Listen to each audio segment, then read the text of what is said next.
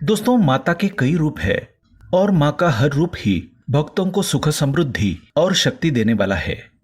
अपने भक्त के एक छोटे से प्रयास से ही माँ तुरंत प्रसन्न होकर उसकी झोली खुशियों से भर देती है।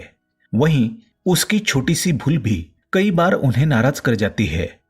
अर्थात जितनी जल्दी माँ प्रसन्न होती है उतनी ही जल्दी रुष्ट भी हो जाती है।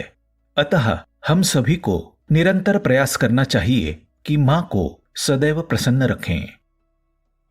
दोस्तों, हम तो ये अच्छी तरह से जानते हैं कि नवरात्रि में हमें ऐसे क्या क्या काम करने चाहिए जिससे माँ हम पर प्रसन्न हो जाए और हम पर कृपा करके हमें मनचाहा फल प्रदान करें, जो हम करते ही हैं। पर क्या हम ये जानते हैं कि हमारी किन गलतियों से माँ नाराज हो सकती है और हमें उनके क्रोध का सामना करना पड़ सकता है? तो आज के हमारे इस वीडियो में हम बड़े ही सटीक, आसान और सरल शब्दों में आपको बताने जा रहे हैं कि नवरात्र में वो क्या काम है जो हमें बिल्कुल भी नहीं करने चाहिए। तो दोस्तों, इस वीडियो को अंत तक जरूर देखें और देखिए कि अनजाने में पहले कभी आपसे ये गलतियां तो नहीं हो रही थी और कहीं इन्हीं गलतियों की वजह से आप माँ की कृपा से वंचित हो रहे थे और सारे जतन करके भी माँ आप पर खुश नहीं हो रही थी। तो चलिए जल्दी से शुरू करते हैं आज का हमारा ये वीडियो, ताकि आप भी इन गलतियों को करने से बचें और माँ की कृपा के पात्र बने। लेकिन दोस्तों, उससे पहले आपसे रिक्वेस्ट करते हैं कि वीडियो को लाइक जरूर करिएगा, दोस्तों को शेयर कर दीजिएगा और अगर आपने अभी तक चैनल को सब्सक्राइब नहीं किया है तो चैनल को सब्सक्राइब करके बेल आइकन जरूर दबाइएगा। दोस्तों, सबसे पहली और महत्वपूर्ण बात तो यह है कि माँ आपको व्रत या पूजा पाठ करने पर मजबूर नहीं करती, परंतु यदि आप कर ही रहे हो तो अपनी संपूर्ण श्रद्धा, भक्ति और विश्वास से करें। माँ की आराधना करते समय मन में किसी भी प्रकार की शंका या दुर्भावना बिल्कुल भी ना करें, क्योंकि जिस मन में शंका या दुर्भावना होती है वो मन शांत नहीं हो सकता और अशांत मन से पूजा पाठ करने में कोई भी तुक नहीं है। मन में माँ के प्रति हमेशा सम्मान की भावना रखें। दूसरी बात, नवरात्रि में किसी भी प्रकार के अपशब्दों का प्रयोग अथवा गाली गलौज, झूठ, चुगली, बुराई इत्यादि बुरी बातों को मुंह से निकालने से बचना चाहिए, क्योंकि जिस मुख से हम माता का पवित्र नाम स्मरण, मंत्र जाप और आरती इत्यादि करते हैं उस मुख से निकलने वाले शब्द भी पवित्र होने चाहिए। तीसरी बात, नवरात्रि में हर तरह के मांस और तामसी आहार तथा शराब और तंबाकू आदि का सेवन कतई नहीं करना चाहिए, क्योंकि इससे मनुष्य का अपने मन और मस्तिष्क पर नियंत्रण नहीं होता है। तामसी आहार शरीर में उष्णता का निर्माण करता है, जिसका प्रभाव सीधा हमारे हृदय पर पड़ता है, और शराब, तंबाकू इत्यादि के क्या दुष्प्रभाव हमारे शरीर पर होते हैं इनसे हम भलीभांति परिचित है। इसलिए जहां तक संभव हो सात्विक भोजन का ही सेवन करें, खासकर खट्टी चीजें खाने से परहेज करें।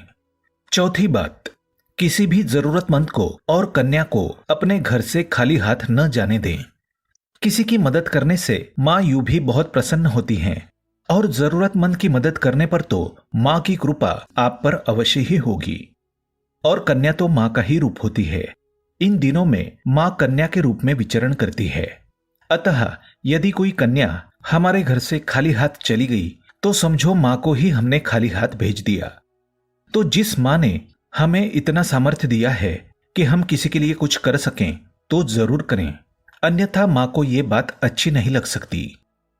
पांचवी बात, इन दिनों में बाल ना कटवाएं, दाढ़ी ना बनाएं और नाखून नहीं काटें, क्योंकि बाल और नाखून को बढ़ने में हमारे शरीर की ऊर्जा का प्रयोग होता है और इस समय उपवास आदि करने वाले लोगों को शक्ति की बहुत आवश्यकता होती है। छठी बात, चमड़े की वस्तुओं जैसे बेल्ट, पर्स इत्यादि के उपयोग से बचें, क्योंकि इसे पशुओं को मारकर बनाया जाता है, जो मां को कभी भी अच्छा नहीं लगेगा। सातवीं बात, कलश या अखंड दीपक को यदि घर में रखा है तो उसे छोड़कर घर को बंद करके जाना नहीं चाहिए। कलश जो हमारी आस्था का और माँ के सम्मान का प्रतीक है, यदि किसी घरेलू जानवर के धक्के से गिर जाएं तो ये हमारे लिए बड़ी मुसीबत बन सकता है। वहां पर माँ विराजमान होती है और जलता हुआ दीपक गिर जाए तो घर में आग लगकर अनचाही दुर्घटना भी हो सकती है। क्योंकि दिए को बुझने से बचाने के लिए हम इसमें ज्यादा तेल डालते रहते हैं। 8वीं बात, माता का नाम स्मरण, पाठ, मंत्र जाप आदि पूरी श्रद्धा, भक्ति और नियम के साथ करें और अत्यावश्यक ना हो तो बीच में ना उठें और ना ही किसी से बात करें, इससे आपका ध्यान भटकेगा। 9वीं बात, दिन में ना सोएं, क्योंकि श्री विष्णु पुराण के अनुसार नवरात्रि के समय दिन में सोना वर्जित है। इसके पीछे की रोचक कथा हम किसी और वीडियो में सुनेंगे। 10वीं बात, मासिक धर्म के समय मंदिर इत्यादि में जाने से बचें। चूंकि कई और भी बातें हैं जो नवरात्रि के समय ध्यान में रखनी चाहिए, परंतु यदि उपरोक्त सभी बातों का भी ध्यान रखा जाए तो मां हम पर अवश्य ही प्रसन्न होंगी। नवरात्रि के दौरान घर की स्वच्छता का विशेष ध्यान रखें। घर के मुख्य दरवाजे पर गंदगी बिल्कुल ना होने दें। पूजा से पहले हर रोज रोली से स्वास्तिक बनाएं। रोली से स्वास्तिक बनाने पर शुक्र और सूर्य ग्रह जीवन में सकारात्मकता लाते हैं। आपके घर माता रानी की धातु की मूर्ति है तो रोजाना उन्हें स्नान कराकर स्वच्छ वस्त्र पहनाएं। तस्वीर है तो स्वच्छ कपड़े से पोंछें। मंदिर और मंदिर के आसपास साफ सफाई और पवित्रता बनाकर रखें। हिंदू परंपरा के अनुसार नवरात्रि के पहले दिन कलश की स्थापना की जाती है। अगर आपने भी अपने घर में कलश की स्थापना की है तो इस बात का विशेष रूप से ध्यान रखें कि नवरात्रि के दौरान 9 दिनों तक आपके घर में कोई न कोई व्यक्ति सदा उपस्थित रहें। अपने घर को खाली छोड़कर कहीं भी ना जाएं। घट स्थापना के बाद अगर आप घर को खाली छोड़कर जाते हैं तो इससे आपको नवरात्रि व्रत और पूजन का पूर्ण फल प्राप्त नहीं होता। नवरात्रि के पहले दिन अखंड ज्योत भी जलाई जाती है। अगर आप अखंड ज्योति जलाने का प्रण ले चुके हैं तो ज्योति 9 दिनों तक जलती रहनी चाहिए। गलती से भी अखंड ज्योति बुझनी नहीं चाहिए। कई बार बाती को ठीक करते समय बाती बुझने की संभावना होती है, इसलिए जब भी आप अखंड ज्योति की बाती सही करने जाएं तो अखंड ज्योति में से ज्योत लेकर आप एक दूसरे दीपक को भी जलाकर पास में रख दें और फिर अखंड ज्योति की बाती सही करें। अगर उस वक्त गलती से आपकी बाती बुझ भी जाती है तो जो आपने दूसरे दीपक में ज्योत जलाकर रखी है उसी ज्योत से आप वापस अखंड ज्योत को जला दें तो इससे बाती बुझने का दोष नहीं लगता। नवरात्रि में व्रत करने वालों को 9 दिनों तक धार्मिक ग्रंथों का अध्ययन जरूर करना चाहिए। इन दिनों दुर्गा सप्तशती या दुर्गा चालीसा का पाठ करें। इससे माता रानी अतिशीघ्र ही प्रसन्न हो जाती हैं, क्योंकि माना जाता है कि इन्हीं 9 दिनों में माता रानी धरती पर अपने भक्तों के घर में वास करती है। इसलिए इन 9 दिनों का पूरा लाभ उठाएं और माता रानी की कृपा प्राप्त करने के लिए अधिक से अधिक माता रानी की आराधना करें। इन 9 दिनों में भूलकर भी वाद विवाद, लड़ाई झगड़ा, क्रोध इत्यादि नहीं करना चाहिए। माता रानी को क्रोध बिल्कुल पसंद नहीं है। शास्त्रों में बताया गया है कि जिस घर में क्लेश कलह होता है वहां मां लक्ष्मी कभी नहीं ठहरती। ऐसे घर में गरीबी और दरिद्रता वास करती है। उन्हें मां दुर्गा के रोष का सामना करना पड़ सकता है। हमारी संस्कृति में कन्याओं को मां दुर्गा का स्वरूप माना गया है, इसलिए नवरात्रि में कन्या पूजन का बड़ा ही महत्व माना जाता है। नवरात्रि के व्रत और पूजन कन्या पूजन के बिना अधूरे माने जाते हैं। इसलिए नवरात्रि के दौरान भूलकर भी किसी कन्या या महिला का अपमान ना होने दें, उन्हें दुख ना पहुंचाएं, उनका पूरा सम्मान करें, नहीं तो मां दुर्गा नाराज हो जाती है। माता रानी को प्रसन्न करने के लिए इस बात का भी विशेष ध्यान रखें। देवी भागवत पुराण के अनुसार नवरात्रि के व्रत रखने वाले व्यक्ति अगर हिंसा करते हैं, क्लेश कलह करते हैं तो उन्हें अपने व्रत और पूजन का फल प्राप्त नहीं होता। माता रानी भी नाराज हो जाती है। इसलिए इस बात का विशेष ध्यान रखें, हर क्लेश कलह वाद विवाद से बचें। नवरात्रि के दिनों में मानसिक स्थैर्य रखना बहुत आवश्यक होता है। मन में किसी के बारे में बुरे विचार ना आने दें, किसी का बुरा ना सोचें, किसी को दुख दर्द ना पहुंचाएं। नवरात्रि के दिनों में वैषयिक सुखों पर नियंत्रण रखना अति आवश्यक है। इन दिनों में हर एक व्यक्ति को ब्रह्मचर्य का पालन जरूर करना चाहिए। मां की पूजा अर्चना पवित्र मन से करने से ही मां प्रसन्न होती है। इसलिए इन दिनों में शारीरिक संबंध नहीं बनाने चाहिए।